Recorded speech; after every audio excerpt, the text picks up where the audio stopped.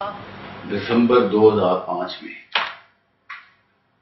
ان کو ایک ایسی موذی بیماری تشخیص کی گئی ڈاکٹروں نے جس میں سے وہ باہر نہیں نکل. ادھر میرے پاس ان کا 1 سال علاج ہوتا رہا شوکت خانم میں. بہت سر توڑ کوشش کی. میں نے بھی اپنے بھائی کی تلقین کرتے ہوئے یہی فیصلہ کیا کہ ہم بھی برطانیہ جا کے علاج کروائیں گے. نئے پاسپورٹ بنوائے بچوں کے، پیر صاحب کے، اپنے برطانیہ کے ویزے لگوائے. اس زمانے میں 1 ہفتے میں ویزے لگ کے آ جاتے تھے. ڈاکٹروں کا ٹائم لیا. اس چیز سے وہ تھوڑے خفا تھے. مجھے ایک دفعہ بلاتے ہیں، جانے کے دن قریب آ گئے تھے، بلا کے کہتے ہیں مجھے ایک بات بتاؤ کہ کتنی دیر کا علاج ہوگا. میں نے کہا کہ میرے ذہن میں ہے کہ کم سے کم ہمیں 6 مہینے وہاں رہنا پڑے گا. مجھے اکیلے بٹھا کے یہ بات کر رہے ہیں. کہتے ہیں مجھے ایک بات بتاؤ، وہاں اللہ تعالیٰ کوئی اور ہے؟ وہی اللہ ادھر بھی ہے، وہی ڈاکٹر ادھر بھی ہے، یہ انسان ڈاکٹر ادھر ہے. تم کیوں مجھے میرے بچوں سے دور رکھنا چاہتے ہو، میرے مریدین سے دور رکھنا چاہتے ہو؟ وہ بھی میرے بچے ہیں. میں ان کے بغیر ایک پل نہیں رہتا. جب تک مجھے روز 10 20 30 40 لوگ آ کے نہ ملیں، مجھے رات کو نیند نہیں آتی. تم میرے پر ایک مہربانی کرو. اور میری التجا ہے، بڑے ہونے کے ناطے ان کے یہ لفظ ہے کہ مجھے وہاں مت لے کے جاؤ. میں تمہارے آگے انکار نہیں کر سکتا کیونکہ مجھے تمہارے خلوص کا بھی پتہ ہے. میرا تو اندر سے میں کانپ اٹھا کہ اتنا زبردست اللہ پر تقویٰ بھی کسی کا ہو سکتا ہے کہ ایک باہر کے ملک میں جا کے پتہ ہے کہ بھی یہ مجھے اتنا جان لیوا مرض ہے، اور وہ شخص کہتا ہے کہ نہیں، اگر اللہ نے مجھے بچانا ہوا تو یہاں بھی میں بچ جاؤں گا، مجھے اپنے بچوں سے دور مت لے. بڑے لوگوں نے بہت پریشر ڈالا. میں نے بھی یہی فیصلہ کیا کہ نہیں، میں پیر صاحب کی مرضی کے خلاف کوئی بات نہیں کروں. قبلہ پیر فاروق گل بادشاہ صاحب میرے والد تو تھے ہی، مگر والد ہونے کے ساتھ ساتھ میرے پیر و مرشد بھی تھے، میرے رہنما تھے، میرے رہبر تھے، میرے استاد تھے. وہ میری ہر مشکل، ہر پریشانی میں نہ صرف میری رہنمائی کرتے تھے بلکہ میری مدد بھی کرتے تھے. لیکن آج ان کا وصال ہونے سے میں نا امید نہیں، کیونکہ آج بھی وہ میری رہنمائی کر رہے ہیں، آج بھی وہ اسی طرح میری مدد کر رہے ہیں. آج بھی جب میں کسی مشکل یا پریشانی میں ہوتا ہوں تو ان کا دست شفقت میرے سر پہ ہوتا ہے. اللہ تعالیٰ قبلہ پیر فاروق گل بادشاہ صاحب کے درجات بلند فرمائے اور ان کی بتائی ہوئی تعلیمات پر مجھے چلنے کی توفیق عطا فرمائے، اور ان کے تمام عقیدت مند مریدین کو چلنے کی توفیق عطا فرمائے، اور ہم سب کو پنجتن پاک کا غلام بنائے. ہم سب میں عشق رسول صلی اللہ علیہ وسلم اجاگر ہو جائے. انہوں نے کہا کہ شیکسپیئر نے اپنے ناول کے پریفیس میں یہ لکھا ہے کہ اس دنیا میں جو بھی انسان آتا ہے ایک مقصد کے لیے آتا ہے، اور جب اس کا مقصد پورا ہوتا ہے تو وہ چلا جاتا ہے. وہ عظیم المرتبت شخصیت جس نے ایک والد کی طرح، ایک رہبر اور ایک رہنما کی طرح اپنے مریدوں اور عقیدت مندوں کی رہنمائی فرمائی، جن کی تعلیمات، جن کا درس، جن کا پیغام رہتی دنیا تک قائم رہے گا، جن کی آواز برحق کو دنیا کی کوئی طاقت نہ روک سکے گی، جنہوں نے اسلام کا پیغام دنیا کے کونے کونے میں پہنچایا، جنہوں نے اپنی تعلیمات سے مردہ دلوں کو اللہ کے ذکر سے زندہ کیا، جن کو لوگ چاہتے تھے انہیں اپنا راہبر اور رہنما مانتے تھے، جن سے عقیدت اور محبت جتاتے تھے۔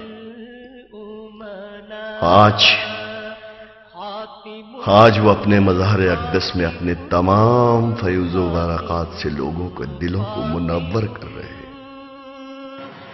بڑی ہمت سے انہوں نے بیماری کا مقابلہ کیا۔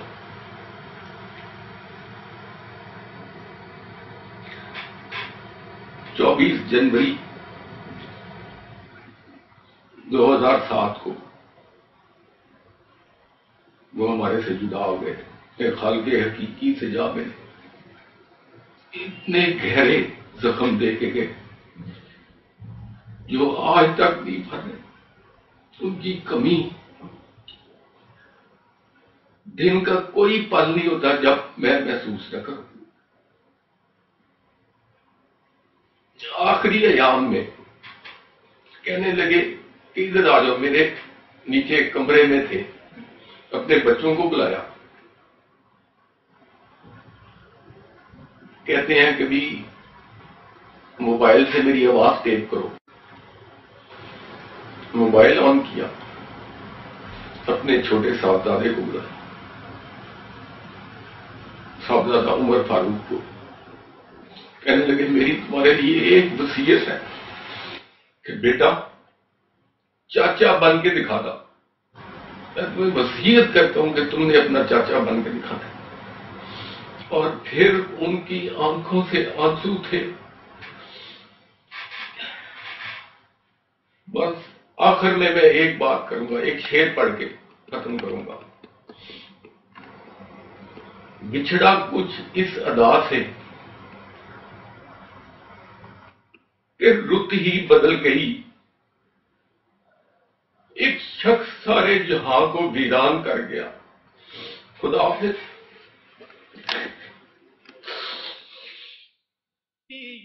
پیر محمد مجتبی فاروق گل بادشاہ، آپ حضور قبلہ عالم شیخ المشائخ پیر محمد فاروق گل بادشاہ کے نور نظر اور لخت جگر ہیں۔ اعوذ باللہ من الشیطان الرجیم، بسم اللہ الرحمن الرحیم۔ ان اللہ وملائکتہ یصلون علی النبی یا ایھا الذین آمنوا صلوا علیہ وسلموا تسلیما۔ الصلاۃ والسلام علیک یا سیدی یا رسول اللہ، الصلاۃ والسلام علیک یا سیدی یا حبیب اللہ۔ مالک کا بے پناہ کرم ہے، اس معبود حق کا بے پناہ کرم ہے کہ اس نے ہمیں حضور صلی اللہ علیہ وسلم کا امتی بنایا، اور امتی ہونے کے ساتھ ساتھ مجھے اس گھرانے میں پیدا کیا جو کہ پنجتن پاک کے غلام ہیں، ان کے عاشق ہیں، اور جنہوں نے نہ صرف ملک پاکستان میں بلکہ پوری دنیا میں اسلام کا نام روشن کیا، اسلام کی تبلیغ اور اشاعت کی۔ قبلہ پیر فاروق گل بادشاہ رحمۃ اللہ علیہ نے اپنی ساری زندگی میں ہی اپنی اولاد، مال و متاع، سب کچھ خدمت خلق اور خدمت اسلام کے لیے ہی وقف کر رکھا تھا۔ آپ نے اپنے صاحبزادے پیر مجتبی فاروق گل بادشاہ کو اپنی زندگی میں ہی دربار شریف میں خدمت خلق پر مامور فرما دیا تھا، لیکن والد کے اچانک وصال کے بعد تمام تر ذمہ داریاں آپ کی ذمہ تھیں۔ والد کے دکھ اور پریشانیاں اپنی جگہ، لیکن پیر مجتبی فاروق گل بادشاہ اپنے آباء و اجداد کی طرح ثابت قدم رہے اور خدمت خلق میں مصروف ہیں۔ میرے والد گرامی قبلہ پیر فاروق گل بادشاہ صاحب کی بے شمار نصیحتیں، لیکن جن میں سے آپ نے سب سے زیادہ زور ڈالا وہ یہ تھی کہ بیٹا فکر آخرت کرو اور حضور صلی اللہ علیہ وسلم کی اطاعت کرو۔ آپ نے مجھے حکم دیا کہ جس طرح میں نے میرے والد گرامی قبلہ پیر گل بادشاہ صاحب نے، میرے دادا حضور قبلہ پیر نذیر احمد صاحب موڑوی نے، اور میرے پردادا حضور قبلہ خواجہ قاسم صاحب رحمۃ اللہ نے دین اسلام کی خدمت کی، غربا و مساکین کی خدمت کی، مفلس اور محتاجوں کی مدد کی، بیٹا تم بھی اسی طرح ان لوگوں کی خدمت کرنا، ان لوگوں کا ساتھ دینا، مظلوموں کا ساتھ دینا، دکھی دلوں کا ساتھ دینا۔ آپ نے مجھے یہ بھی نصیحت فرمائی کہ جس طرح تمہارے آباء و اجداد نے یہ خدائی لنگر چلایا اپنے رزق حلال کمائی سے، اسی طرح تم بھی محنت مشقت کرو، رزق حلال کماؤ اور اپنی رزق حلال کمائی سے خدائی لنگر میں حصہ ڈالو۔ قبلہ پیر مجتبیٰ فاروق گل بادشاہ کے چہرے پر بچپن سے ہی آثار ولایت نمودار ہو گئے تھے۔ اخلاق، عادات، صبر و تحمل، بردباری، کسب حلال، ہر ایک کی تعظیم، چھوٹوں بڑوں پر شفقت، مریضوں کی عیادت، سلام میں سبقت، کلام میں نرمی، عبادات اور عادات میں نہایت ہی احتیاط اور سنت رسول کی اتباع آپ کا شیوا ہے۔ آپ میں اللہ تعالیٰ نے صلاحیتوں کا ایک ذخیرہ رکھا ہے کہ آپ اتنی کم عمر میں ہی ملک کے طول و عرض میں جا کر مریدین کی تربیت، دین کی تبلیغ اور مختلف محافل میں خطابات کے ذریعے لوگوں کو مستفیض فرماتے ہیں، اور آپ کے سوز برے خطابات سن کر سینکڑوں بھٹکے ہوئے صراط مستقیم پر گامزن ہو جاتے ہیں۔ بے شک اللہ تعالیٰ اور اس کی ملائکہ آپ صلی اللہ علیہ وسلم پر درود السلام بھیج رہے ہیں۔ اے مومنو، اے ایمان والو، تم بھی آپ صلی اللہ علیہ وسلم پر درود السلام بھیجو۔ برادران دین و ملت، اگر قرآن شریف کا مطالعہ کیا جائے، اس کو پڑھا جائے، تو جو حضور صلی اللہ علیہ وسلم کی شان، جو ان کی عظمت، جو ان کی بڑائی، جو ان کی صفت بیان کی گئی ہے، وہ کسی اور انبیاء کرام کے بارے میں نہیں کی گئی۔ یہ وہ ذکر ہے جو کہ اللہ تعالیٰ پہلے خود فرما رہے ہیں، اس کے بعد اپنے ملائکہ کو حکم دے رہے ہیں۔ یعنی کہ یہ وہ عمل ہے جو کہ اللہ تعالیٰ پہلے خود کرتے ہیں، اس کے بعد اپنے ملائکہ کو حکم دیتے ہیں، اور پھر مومنوں اس کو حکم فرماتے ہیں کہ اے مومنوں، تم بھی حضور صلی اللہ علیہ وسلم پر درود السلام پڑھو۔ تو برادران دین و ملت، اس آیت مبارکہ سے ہمیں درود شریف کی اہمیت، اس کی فضیلت، اس کے برکات کا پتہ چلتا ہے کہ یہ وہ ذکر ہے جو کہ عرش پہ اللہ تعالیٰ اور اس کے ملائکہ کر رہے ہیں، اور وہ مخلوق خدا کو یہ کہہ رہے ہیں کہ اے مومنو، جو ایمان والا ہے وہ حضور صلی اللہ علیہ وسلم پہ درود السلام پڑھے۔ ہر سال قبلہ پیر صاحب کی زیر صدارت 24 جنوری کو سالانہ عظیم الشان قرآن خوانی، جس میں ہزاروں کی تعداد میں مریدین قرآن مجید کی تلاوت، صلاۃ التسبیح، ذکر و اذکار کرتے ہیں، اور اسی طرح اپریل کے دوسرے جمعۃ المبارک عرس مبارک شروع ہوتا ہے، اور اختتامی دعا بروز اتوار کی جاتی ہے، جس میں مریدین و حاضرین کی بخشش، ملک پاکستان کی سلامتی، اسلام اور تمام مسلم ممالک کے لیے خصوصی دعا کی جاتی ہے۔ 10 محرم، ربیع الاول، 11ویں شریف، یہ تمام محافل دربار عالیہ میں باقاعدگی کے ساتھ منعقد کی جاتی ہیں۔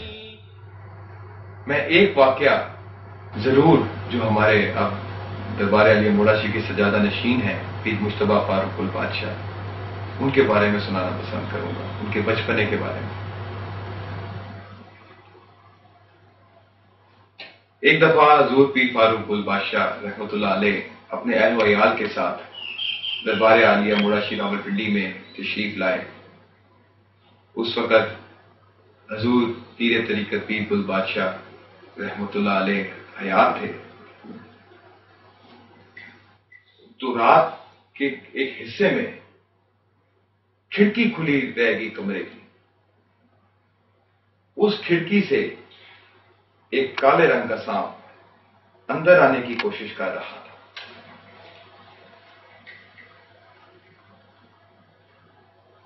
تو پیر فاروق گل بادشاہ صاحب اس کمرے میں سو رہے تھے۔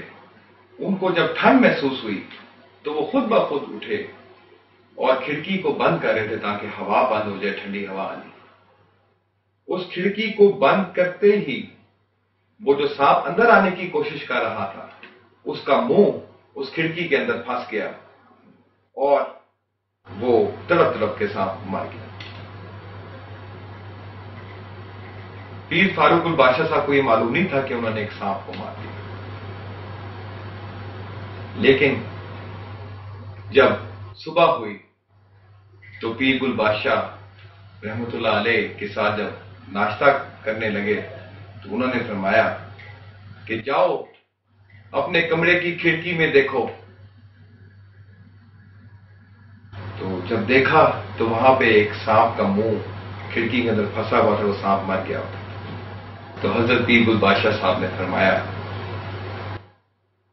فاروق اے سب تسا نے بچے کی مارن واسطے آیا سی, پر اس سانپ کی موت ملی گئی کیونکہ اس بچے نے اگے تبلیغ اسلام کرنی ہے, اس موڑا شریف سلسلے کی خدمت کرنی اور اس نو اگے اپنے والد محترم اپنے بزرگان کی سنت اپنا دے اس سلسلے میں مزید بڑھانا. آج میں آپ سب سے ایک بات کروں گا کہ خدارا قرآن مجید فرقان حمید کی تعلیمات کو سمجھو, قرآن مجید کی تعلیمات کو پڑھو, اس کو سمجھو کہ اس میں اللہ تعالیٰ نے کیا بتایا ہے, قرآن مجید ہمیں کیا درس اور کیا تعلیم دیتا ہے. خدارا حضور صلی اللہ علیہ وسلم کی سیرت مبارکہ, آپ صلی اللہ علیہ وسلم کی احادیث مبارکہ پڑھیں. جو قرآن مجید ہمیں درس دیتا ہے, جو حضور صلی اللہ علیہ وسلم ہمیں درس دیتے ہیں, وہ اپنائیں. اور وہ یہ ہے کہ ہر ایک کے ساتھ عدل اور انصاف کریں, کسی پر بھی ظلم و ستم نہ کریں. کیونکہ میرے بھائیوں, قرآن مجید میں اگر آپ اس کو پڑھیں, سورت المائدہ کو اگر آپ پڑھیں تو اس میں یہ بات واضح طور پہ بتا دی گئی ہے کہ اگر کوئی بھی انسان کسی دوسرے انسان کا قتل کرتا ہے, چاہے وہ مسلم ہو یا غیر مسلم, چاہے وہ کافر ہو, مشرک ہو, کرسچن ہو, وہ جو کوئی بھی ہو, اگر کوئی بھی انسان اس کا قتل کرتا ہے تو گویا اس نے پوری انسانیت کا قتل کیا. اور برادران دین و ملت, مزید اللہ تعالیٰ نے اس کی اگلی آیہ مبارکہ میں حکم فرمایا ہے کہ اگر کوئی شخص کسی مظلوم کو بچاتا ہے تو گویا اس نے پوری انسانیت کو بچایا. سلسلہ موڑا شریف کے چند خلفائے اکرام: دربار عالیہ لکھن شریف لاہور، دربار عالیہ سالک آباد شریف حسن ابدال، دربار عالیہ توری شریف ایبٹ آباد، دربار عالیہ نیریا شریف آزاد کشمیر، دربار عالیہ افغانی شریف افغانستان، دربار عالیہ گمکول شریف کوہاٹ، دربار عالیہ ملنگ بابا شریف انڈیا، دربار عالیہ بانس بریلی انڈیا، دربار عالیہ پیر ایرانی حیدرآباد سندھ، دربار عالیہ پھلکوٹ شریف ایبٹ آباد. اللہ تعالیٰ کی یہ بزرگ اپنے آستانے میں بیٹھے محبت رسول اور اطاعت رسول کا درس دے رہے ہیں اور اپنی تعلیمات سے دکھی دلوں کی پیاس بجھا رہے ہیں. 150 سال سے موڑا شریف کا یہ سلسلہ رشد و ہدایت کا مرکز بنا ہوا ہے اور بھٹکے ہوئوں کو راہ راست پر لانے کا سلسلہ تاحال جاری ہے. برادران دین و ملت، میرا یہ ایمان اور یقین ہے کہ آج ہم اللہ کے فضل سے ان خوش نصیب لوگوں میں سے ایک ہیں جنہیں اللہ تعالیٰ نے چن چن کر اپنے پیارے حبیب صلی اللہ علیہ وسلم کے ذکر کے لیے بلایا. آپ صلی اللہ علیہ وسلم پر درود السلام پڑھنے کے لیے بلایا. لیکن میرے بھائیوں، ہمارے یہاں آنے کا مقصد، ہمارا یہاں آنے کی نیت اور ارادہ یہ ہونا چاہیے کہ ہم آج آئے ہیں اپنے مالک کو راضی کرنے، اس کے پیارے حبیب صلی اللہ علیہ وسلم پہ درود السلام پڑھنے. ہمارا یہاں آنے کا مقصد یہ نہیں ہونا چاہیے کہ ہمیں پرویز صاحب نے بلایا ہے، اگر ہم نہ گئے تو شاید وہ خفا ہو جائے، یا ہمیں پیر صاحب نے حکم دیا ہے، اگر ہم نہ گئے تو ہم پیر صاحب ہم سے ناراض ہو جائیں گے. اگر ہمارا یہ ارادہ ہو تو پھر ہمارا یہاں آنے کا کوئی مقصد نہیں. ہمارا یہاں آنے کا مقصد اور حاضری صرف یہ ہونی چاہیے کہ ہم آج آئے ہیں صرف اپنے اللہ اور اس کے رسول کو راضی کرنے کے لیے، اس کو منانے کے لیے، اس کی خوشنودی حاصل کرنے کے لیے، اس پہ درود و سلام پڑھنے کے لیے. اور میرے بھائیوں، اگر ہم قرآن مجید فرقان حمید کا ترجمہ اور تشریح مختصر کی جائے، سورہ توبہ کی جس طرح آیت نمبر 24 میں بیان ہے کہ اللہ تعالیٰ اور اس کے رسول کی محبت اگر ہمارے دلوں میں ہمارے ماں باپ، بھائی بہن، بیوی بچے، گھر و بار، دولت سے زیادہ نہ ہو تو پھر اللہ تعالیٰ کے عذاب کا انتظار کرو، پھر ہم راہ راست پہ نہیں چل رہے. میرے بھائیوں، ہمارے دلوں میں حضور صلی اللہ علیہ وسلم کی محبت، ان کی نسبت اپنے ماں باپ، بھائی بہن، حتیٰ کہ ہر چیز، کائنات کی ہر چیز سے زیادہ ہونی چاہیے، پھر ہی ہم اس دنیا میں کامیاب اور سرخرو ہوں گے.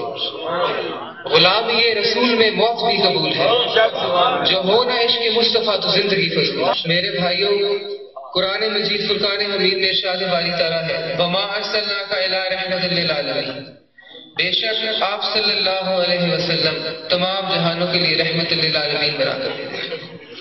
میرے بھائیوں، رحمت للعالمین یعنی رحمت بنا کے بھیجے ہیں، وہ بھی ایسی رحمت جو کہ تمام جہانوں کے لیے ہے.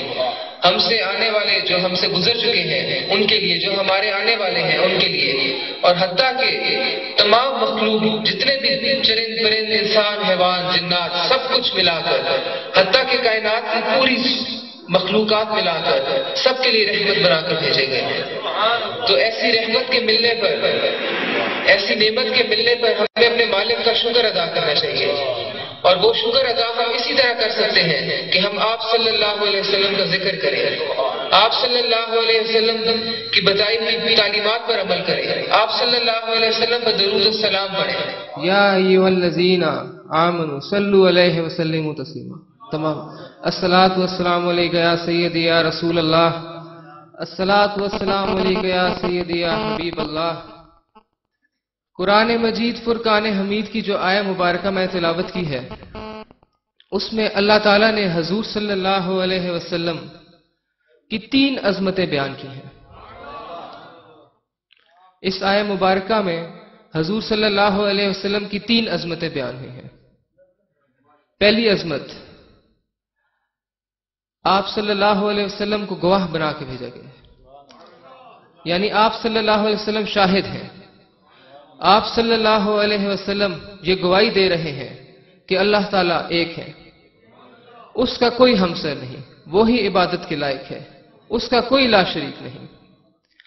اور آپ صلی اللہ علیہ وسلم کو اللہ تعالیٰ نے یہ عظمت دی ہے کہ اے میرے رسول صلی اللہ علیہ وسلم، میری گواہی دو کہ میں واحد ہوں. اور روز محشر کے دن تمام امت نے، اس روز تمام امت نے میرے دربار پہ حاضر ہونا ہے.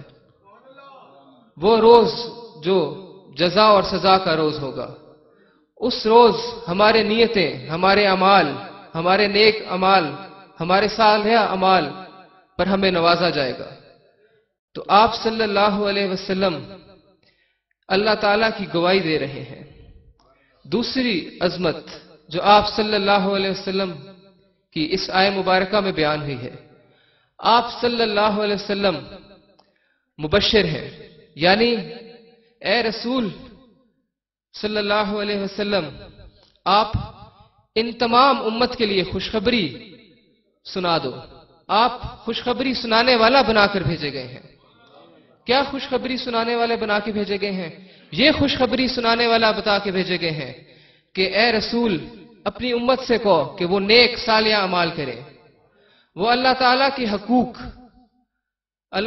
کے حقوق کو بخوبی اسی طرح سے انجام دیں جس طرح کے آپ کے آخری رسول صلی اللہ علیہ وسلم نے بتایا ہے، جس طرح حضرت محمد صلی اللہ علیہ وسلم نے ہمیں بتایا ہے. وہ تعلیمات اپنائیں. اس کے علاوہ حقوق العباد، جس میں یتیم، مسکین، ماں باپ اور ہم سب پوری انسانیت کے جس میں حقوق بیان کیے گئے ہیں، یہ حقوق، اور اس کے علاوہ بے شمار نیک صالح اعمال ہیں، جس طرح کہ محفل میلاد منانا، آپ صلی اللہ علیہ وسلم پر درود السلام پڑھنا. تو برادران دین و ملت، اگر ہم یہ نیک صالح اعمال کرتے ہیں تو ہمیں خوشخبری ہے کہ ہماری نہ صرف اس دنیا میں فتح و کامرانی ہوگی بلکہ آخرت میں بھی ہم حضور صلی اللہ علیہ وسلم کے سرسبز جھنڈے تلے اٹھائے جائیں گے۔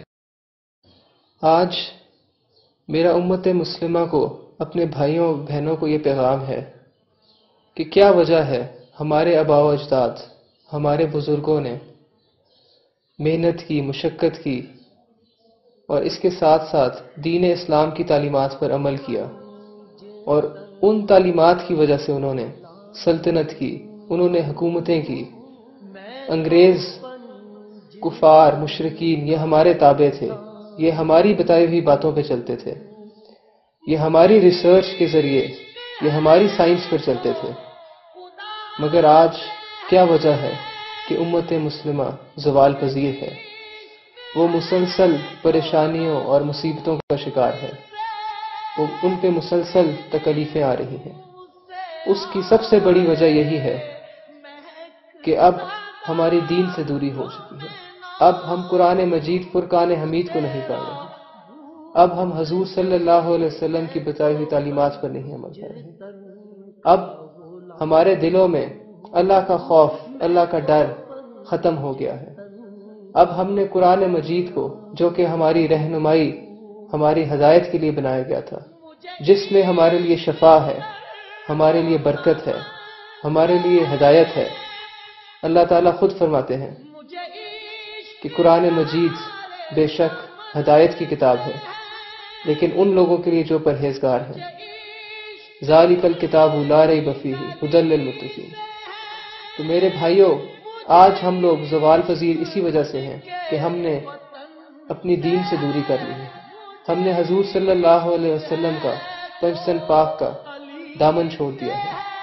میری آپ سب سے یہی گزارش ہے کہ جس طرح ہمارے آباء و اجداد، جس طرح اصحاب اجمعین، جس طرح خلفائے راشدین، جس طرح اولیاء اللہ نے اپنا کردار، اپنی سیرت کو حضور صلی اللہ علیہ وسلم کی سیرت بنایا، آج ہمیں بھی یہی عمل کرنا چاہیے، تبھی ہم دنیا میں بھی کامیاب ہوں گے اور آخرت میں بھی، روز محشر میں بھی ہم اللہ تعالیٰ کی بارگاہ میں سرخرو ہوں گے۔